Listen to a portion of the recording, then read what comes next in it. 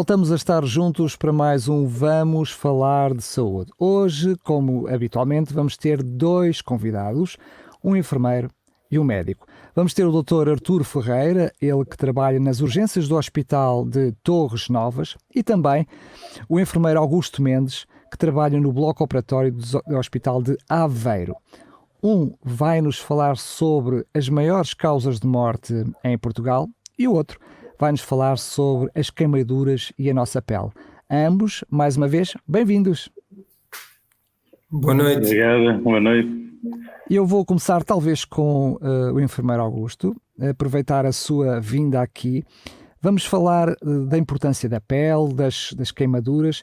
É verdade que agora está a chegar a altura do verão, praia, mas vamos falar não tanto dessas queimaduras de sol que nos devem preocupar, mas das queimaduras em geral. Eu se calhar começava com a pergunta lá para a Alice, que é a falar da nossa pele e o papel que a pele desempenha no nosso organismo. É verdade, Daniel. A nossa pele é muito importante. Normalmente nós temos a ideia de que a pele é essencialmente estética. Nós temos o cuidado de proteger-nos do sol, ou esteticamente aqueles que gostam de ter uma pele mais bronzeada expor-se ao sol, cuidar da pele com cremes, etc. Pronto, esse é um dos papéis da nossa pele. A apresentação estética, se nós não tivéssemos pele, se calhar assustávamos as pessoas, não é? Portanto, o papel da estética é muito importante. Mas a pele não é só isso. A pele também nos protege. Protege-nos de quê? Das infecções, do contacto do nosso corpo interior com o meio ambiente. Portanto, a pele é ali uma barreira que nos protege dos micro-organismos e das infecções. Portanto, é muito importante esse papel. Também tem o papel de preservar a água do nosso corpo. Como nós sabemos, a maior parte, cerca de 70% do nosso corpo é água. Nesse sentido, a pele está ali também para preservar a água do nosso corpo. Outro papel importante é a regulação da temperatura. Se nós não tivéssemos pele, provavelmente não manteríamos a nossa temperatura correta e saudável, que são os cerca de 37 graus centígrados. E depois, tem um papel também muito importante. A pele é essencialmente também um órgão sensorial. É nela que sentimos o tato, o calor, o frio, a dor, as boas sensações. A pele está, por isso, repleta de pequenas terminações nervosas que nos permite entrar em contacto com o meio ambiente e sentir o calor, o tato, as sensações agradáveis e desagradáveis. Muito bem, eu gostaria que pudéssemos agora olhar para a questão das queimaduras, partindo do princípio que nenhum de nós é profissional e, portanto, sabe identificar se tem uma queimadura de primeiro grau, segundo grau ou terceiro grau, mas imaginando que temos uma queimadura e que ela nos parece pelo menos grave, o que é que eu devo fazer? Eu sei que devo recorrer a um centro de saúde, um hospital, uma urgência, eu devo recorrer a um profissional, mas cuidados é que eu devo ter para que quando chegar, portanto, a uma urgência, poder ser, enfim, bem tratado, bem cuidado. Como é que vocês gostariam que eu chegasse a uma urgência? Essa pergunta é muito importante, Daniel, porque muitas pessoas não sabem como agir e chegam-nos ao hospital de forma muito desagradável para a própria pessoa e para nós que a vamos tratar. Quando há uma queimadura, então nós rompemos, muitas vezes rompemos este órgão importante que nos protege e permite que haja infecções, permite que haja perda de líquidos, desidratamos e por isso precisamos de agir muito rapidamente no sentido de atenuar os efeitos negativos que uma queimadura pode ter. Uma das coisas muito importantes e que nem toda a gente faz ou deixa fazer, e eu falo isso por experiência própria, eu era muito jovem, já enfermeiro, e estava num campo num campo de férias e houve um incêndio, começaram a gritar muito sobre o incêndio e eu aproximei-me do incêndio e a mãe vinha com a criança queimada nos braços já, muito queimada. E quiseram pôr água para arrefecer a queimadura e a mãe gritava dizendo que não. Esse é o primeiro papel que uma pessoa comum deve fazer perante uma queimadura. A pessoa deve arrefecer, arrefecer, arrefecer. E eu vou repetir mais 3 vezes. Arrefecer, arrefecer, arrefecer. Porquê? Porque este arrefecimento pode ir até aos 15 minutos. E arrefece com quê? Com água fresca.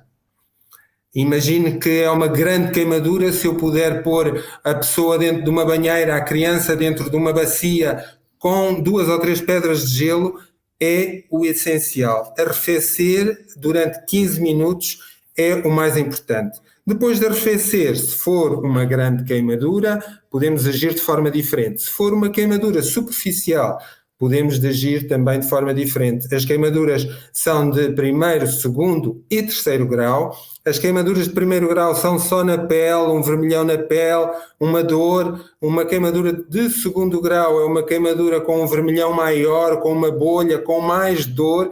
Como eu disse há bocado, é um órgão sensorial e por ser um órgão sensorial, as terminações nervosas estão ali mesmo à flor da pele e por isso uma queimadura de 1º e 2º grau dói muito mais que uma queimadura profunda.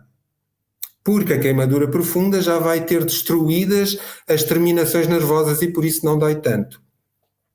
Mas nós estávamos a falar do arrefecer, é muito importante arrefecer. O que é que fazer mais logo a seguir? Retirar todos os adornos. Imagina que uma pessoa tem uma queimadura na mão e tem anéis. Devem retirar-se imediatamente ou cortar-se, porque o dedo tem tendência a inchar, a demaciar e muito em breve não se vai conseguir tirar aqueles anéis, pulseiras, brincos, colares, tudo isso deve ser retirado. E esta é a primeira coisa e mais importante que um socorrista pouco habilitado pode fazer, mas é o primeiro socorro mais importante perante uma queimadura. Arrefecer, arrefecer, arrefecer. Se for uma queimadura de 1º grau, poderá pôr um cremezinho e eu imagino que a pessoa tem bom senso e vê esta queimadura não é para ir ao hospital, portanto vou hidratar e tomar um analgésico para que não doa. Se for uma queimadura maior, de maior extensão, de maior profundidade, eu devo também arrefecer a queimadura e proteger a pessoa com um lençol lavado, com uma toalha lavada, com um lenço, dependendo da extensão da queimadura em si. E isto são as principais coisas que a pessoa pode fazer e encaminhar a pessoa ao hospital. Isto é o mais importante a fazer, Daniel. Muito bem, pode parecer por exclusão de partes, mas preciso lhe fazer essa pergunta, até pela forma como muitas vezes agimos de forma errada. Então, o que não fazer? Já sei que nos partilhou connosco aquilo que devemos fazer, por exclusão de partes já percebemos o que é que, não fazendo isso, já estamos a prejudicar, mas há mais outras coisas que até já, enfim, por histórias antigas nós sabemos que muitas vezes as pessoas fazem, como arrebentar bolhas e outras coisas. O que é que não devemos fazer? Pois é, eu também tenho a experiência de 17 anos sensivelmente de urgência e as pessoas aparecem-nos com muitas coisas estranhas nas queimaduras. Uma das coisas que fazem tem a ver com isso que tu já referiste, arrebentar bolhas. Tem a tendência de arrebentar as bolhas, tirar a aguinha que lá está. Isso é errado, porque a bolha é um penso natural. Portanto, não devemos tirar. Outra coisa que não devemos fazer é pôr pomadas. Mesmo que seja uma pomada analgésica, porque eu depois vou precisar observar aquela queimadura. Muitas das pomadas que as pessoas têm são muito viscosas, demoram a sair, vai-me criar dificuldades a mim de lavar aquela ferida porque eu vou precisar de observá-la e ao fazer isso muitas vezes vou arrancar a pele que não deveria arrancar. Estás a entender, Daniel? Portanto, as pessoas não podem pôr pomadas, não ponham pasta de dentes, costumam pôr pasta de dentes, é incrível. Não podem pôr pasta de dentes, não podem pôr óleos, os óleos vão Se for um óleo, vai continuar a fritar se a queimadura, por exemplo, não estiver suficientemente arrefecida, não é? Portanto, não podem pôr esse tipo de coisas. Se for um grande queimado, imagina que estamos na presença de um grande queimado e esse grande queimado tem a roupa agarrada ao seu corpo. A tendência das pessoas é tirar a roupa das pessoas. Não façam isso, porque ao arrancar a roupa, vamos estar a arrancar a pele está, entre aspas, cozida, e vamos arrancá-la. Ora, o que eu disse há bocadinho era que a pele tinha um papel protetor contra as infecções. Se eu tiver a pessoa exposta, imagino que demora muito tempo a ir para o hospital, demora a chegar à ambulância, o transporte é longo, vou ter a pessoa muito tempo exposta, a pele exposta, sujeita a infecções. Portanto, eu não devo nunca arrancar a roupa de um queimado, devo arrefecer. Arrefecer. Arrefecer é a palavra-chave, Daniel. Muito bem, obrigado mais uma vez ao Augusto. Vamos então passar a palavra ao Dr. Artur Ferreira e eu começo precisamente por fazer uma pergunta que parece lá para Alice, mas para muitos não é. Qual é a diferença entre urgência e emergência? Pois, isso é uma pergunta muito importante, porque eu vejo às vezes na urgência muitas pessoas confundem uma e outra. Urgência é algo que põe em causa, apresenta risco para a vida, mas não é um risco imediato, ou seja, a pessoa pode morrer devido a isso, mas aquilo ainda vai demorar dias ou horas para acontecer isso. E emergência é aquilo que se não se atuar em de minutos, imediato. exatamente, a pessoa perde a vida. E isso é que as pessoas às vezes não entendem. E depois há aquelas outras coisas que é os verdes que podem esperar o tempo necessário. Essa é a diferença, é o tempo de atuação entre um e o outro. A emergência tem que ser imediato, senão a pessoa perde a vida. Em urgência tens horas ou dias para atuar, porque aquilo é um processo que depois começa a degradar e a pessoa pode morrer. Não quer dizer que numa urgência não haja atuações ou não haja um ato médico que tenha que ser feito de imediato, mas não implica a vida da pessoa, não é? Não, na urgência às vezes acontece muito, porque imagina, chega um paciente com um infarto agudo de miocárdio, se não for tratado, em horas... Rapidamente se torna uma emergência. Ou um edema agudo, não, isso é uma emergência, ou um edema agudo de pulmão, isso também em minutos, horas, a pessoa pode falecer se não for tratado. Quais são, eu diria, os principais casos de emergência que chegam a umas urgências, as principais causas de morte em Portugal? As principais causas de morte em Portugal, segundo o Instituto Nacional de Estatística, em 2019, são as doenças cardiovasculares, em primeiro lugar, as doenças cardiovasculares, segundo os tumores, o terceiro, doenças respiratórias e o quarto, doenças endocrinas, nutricionais e metabólicas. Doenças cardiovasculares. As doenças cardiovasculares são as doenças onde há uma alteração da circulação sanguínea em todo o organismo. Em primeiro lugar, nesse grupo de doenças está as doenças do coração, ou seja, as doenças cardíacas, que é um enorme grupo de doenças que depende da quantidade do tempo em que o coração ficou sem o sangue. E em segundo lugar estão as doenças cerebrovasculares, que é o AVC, o derrame cerebral e coisas por aí. Mas a questão é que temos as doenças cardiovasculares em primeiro lugar e os tumores em segundo lugar. Mas quando vemos as doenças, as causas de morte em menores de 70 anos, já os tumores passam em primeiro lugar. São os que causam mais mortes antes dos 70 e em segundo lugar já vêm as doenças do aparelho circulatório. Por isso é que se diz que os tumores matam mais cedo, mas às vezes como por vários tratamentos hoje em dia, os tumores passaram a ser como uma doença crónica e então pode-se controlar. Por isso é que as doenças cardiovasculares aparecem muito mais cedo. Sendo que muitas das doenças que estão na linha da frente da causa de morte, eu diria não só em Portugal, mas no mundo, têm a ver de uma forma direta e outras vezes indireta com um estilo de vida. E muitas vezes elas seriam até preveníveis se nós alterássemos o nosso estilo de vida. Exato. O AVC é uma delas, não é? Tanto o AVC como as doenças cardíacas, o infarto, a insuficiência cardíaca, todas elas são influenciadas pelo nosso estilo de vida. Eu às vezes digo sempre aos pacientes que há fatores modificáveis e não modificáveis. Por exemplo, nós não podemos modificar a nossa idade, não podemos modificar a nossa genética, não podemos modificar o nosso sexo, mas podemos modificar o estilo de vida. Podemos modificar o peso, podemos controlar as doenças como hipertensão, diabetes, não fumar, ou seja, evitar certos estilos de vida que propiciam, então levam a alterações do nosso organismo. Não sei se já ouviram falar no síndrome X, que fala-se muito ultimamente, que é as pessoas que são diabéticas, hipertensas, obesas, e essas pessoas, devido a essas três causas, são muito mais propensas a criarem aterosclerose. Porque se formos ver tantas doenças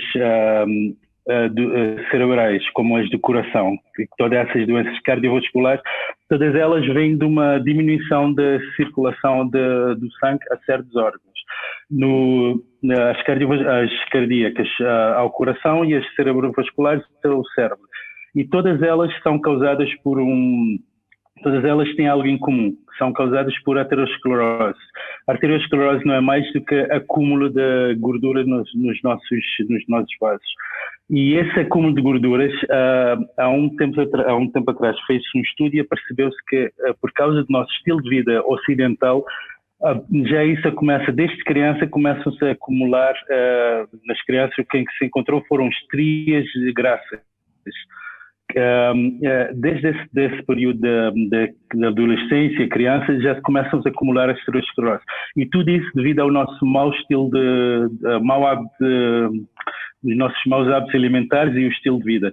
E se é algo que a pessoa continua a fazer durante toda a sua vida, sabe que em algum momento vai ter um desfecho não muito favorável.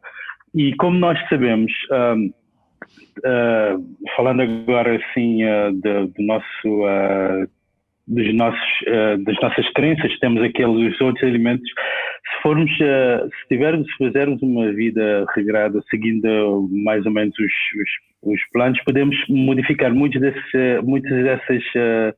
desse outcome do nosso hábito alimentar. Até daquela parte de confiança em Deus, também serve, porque ao diminuir o stress também diminui aquele... porque só um exemplo, nós quando temos uma placa de ateroma, às vezes ele não oclui o vaso inteiro. Mas a questão é que acontece às vezes, se temos uma placa que já está pela metade, quando uma pessoa está um pouquinho estressada por libertação de catecolaminas, o vaso tem a tendência de fechar um pouquinho mais. E se já temos aquilo meio fechado e fecha mais, é muito menos a circulação sanguínea. E nessa parte também, mesmo nessa parte da confiança em Deus, diminuir o stress, ajuda também no outcome dessas doenças. Arthur, eu gostava de perceber, eu sei, já mencionou a questão do stress e da alimentação, portanto, a questão do AVC e, por exemplo, do infarto agudo de miocárdio, são coisas que estão diretamente ligadas, mas há uma outra preocupação que se tem estado a alertar o mundo inteiro e que Portugal não é exceção, que é os altos níveis de sedentarismo. A falta da prática do exercício físico e da atividade física, que poderiam muitas vezes mitigar um pouco aquilo que fossem maus hábitos alimentares e até algum stress profissional, está a ser deixado de lado. Qual é que é a importância da atividade física, sobretudo para estas duas questões de que estamos a falar, do AVC e do infarto de miocárdio? Ok. Como nós sabemos, a nossa sociedade, a maior parte das pessoas, uma grande quantidade, trabalha muito sentado.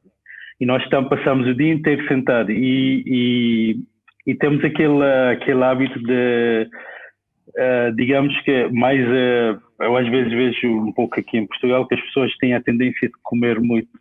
Comes durante o dia e depois durante a noite, quando chega-se em casa, depois de não ter gastado a energia que se gastou que se consumiu durante o dia, chega-se em casa e ainda tem-se um jantar copioso, digamos assim. Aquilo é tudo energia que fica acumulada no organismo. Nós não gastarmos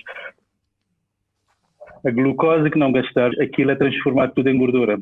E aquilo depois vai acumular-se nos tecidos adiposos, ou então, e isso também leva também ao acúmulo de graça nas placas de ateroma. E quando aumentar as placas de ateroma, aquilo é todo um panóplia que depois segue à frente. Por isso que o exercício físico, para além de diminuir o stress, aumentar as endorfinas, com que faz com que a pessoa se sinta mais alegre, ainda gasta um pouco de energia, queima calorias, e tudo isso leva com que haja menos consumo, menos acúmulo de gorduras, e aquilo, menos consumo, menos acúmulo de gorduras, menos placas de ateroma, a pessoa consegue mais ou menos controlar algumas coisas. Aí, acho que é. Muito bem. Eu queria ainda perguntar, aproveitar aqui claramente uma consulta quase em direto para mim e para todos aqueles que nos estão a ver e a ouvir. Muitas destas doenças aparecem de uma forma silenciosa, mas outras dão alguns avisos. Ou seja, é verdade que pode haver um AVC quase fulminante, instantâneo, mas pode haver no AVC alguns sinais que eu estou a detectar que posso estar em princípio de AVC. O mesmo, um infarto miocárdio, eu diria que pode não ter tantos avisos, mas eu pergunto-lhe, como é que eu posso perceber? Como é que eu posso saber que posso estar aqui num pré-infarto ou que possa estar a ter alguns sintomas que me indicam que eu posso entrar num AVC? Ok. No AVC, rapidamente, no AVC há algo que se chama acidente isquémico transitório. Em 75% das pessoas que têm um AVC, 75% delas já têm um acidente isquémico transitório um mês ou semanas antes. O que é um AIT? É quando a pessoa tem sintomas de um AVC, ou seja, diminuição da força muscular de um lado, alteração da voz ou mesmo desorientação em espaço e pessoa. Só que aquilo no AIT aquilo demora 24 horas, aquilo regressa tudo outra vez, a pessoa fica normal. Quando uma pessoa tem sintomas deste tipo, sabe que tem 75% de probabilidades de ter um AVC no próximo mês. E aí deve procurar ajuda. De todas as formas, quando uma pessoa tem esses sintomas que não regressam, ou mesmo que seja em pouco tempo, deve sempre dirigir-se ao hospital. Como eu disse, diminuição da força muscular de um lado, alteração às vezes há uma assimetria na cara, como aquelas pessoas que ficam com nós temos aqui isto que chama-se o surto nasogeniano, aquilo pode ficar, quando desaparece, quer dizer que a pessoa perdeu os músculos da face. Aquilo é um sinal de AVC, assimetria na cara, diminuição da força muscular, ou então se a pessoa de um momento para o outro fica desorientada, é uma pessoa que não consegue falar. Tu perguntas uma coisa, perguntas que cor é isto, ela diz o céu, ou seja, não tem nada a ver uma coisa com outra. Tudo isso são sintomas de AVC, deve dirigir diretamente ao hospital. O infarto agudo de miocárdio, geralmente há pessoas que começam, nem todas, que às vezes pode ser algo maciço que aconteça de um momento para o outro, até porque uma das formas de apresentação do infarto é uma morte súbita, ou seja, uma paragem cardiorrespiratória, mas há algumas pessoas que em dias antes começam a ter alguns sinais de dor, ou às vezes cansaço quando fazem algum exercício, por exemplo, subir uma escada, que antes subia normal e agora subiu e sente um cansaço, o coração um pouquinho mais acelerado. Tudo esses são sintomas mostrando que o coração tem sofrimento, porque tudo isso é uma falta de oxigenação ao coração que geralmente quando não acontece a lesão tem a isquémia, mas como ainda está a chegar um pouquinho de sangue e de oxigênio, a pessoa ainda não teve o desfecho final. E tudo isso, aquela dorzinha às vezes no peito, que quando sobe uma escada cansa, um cansaço assim mais do normal, tudo isso são sinais de alarme que a pessoa deve estar sempre em alerta, para depois procurar ajuda e... Muito bem. Sei que não é o seu caso, porque trabalhando nas urgências, já quando os casos chegam a si, já são situações complicadas, mas mesmo assim eu pergunto como médico, ajuda muito os exames regulares e de rotina na visita aos nossos médicos de família, porque muitas vezes esses exames de rotina já vão detectar algumas anomalias. Podemos não precisar de chegar a estes pré-sinais para ficarmos alarmados, não é? Exato. Sabe que uma das coisas mais importantes do Sistema Nacional de Saúde, e por isso que antigamente era considerado um dos melhores do mundo, acho que ainda está, mas um pouquinho, era exatamente o fato da pessoa ter um médico que o segue, o médico que sabe que doenças tem e que lhe diz da dicas. Quando a pessoa faz exames regulares, o médico de família consegue controlar e dizer, olha, por exemplo, o colesterol está alto, temos que trabalhar nisso porque com o colesterol alto sabemos também que aumenta a probabilidade das placas. A sua tensão está um pouquinho alta, o peso está em excesso e tudo isso o médico de família consegue controlar.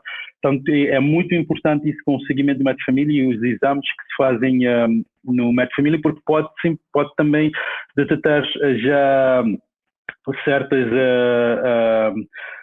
pré-requisitos ou pré-requisitos para certas doenças, e o médico de família pode guiar-te para, por exemplo, mudar o estilo de vida, deixar o cigarro, diminuir um pouquinho de peso, controlar a quantidade de gorduras que come. E mesmo nas doenças de câncer, por exemplo, há aquelas que se fazem os rastreios, por câncer de cólon, que os pólipos são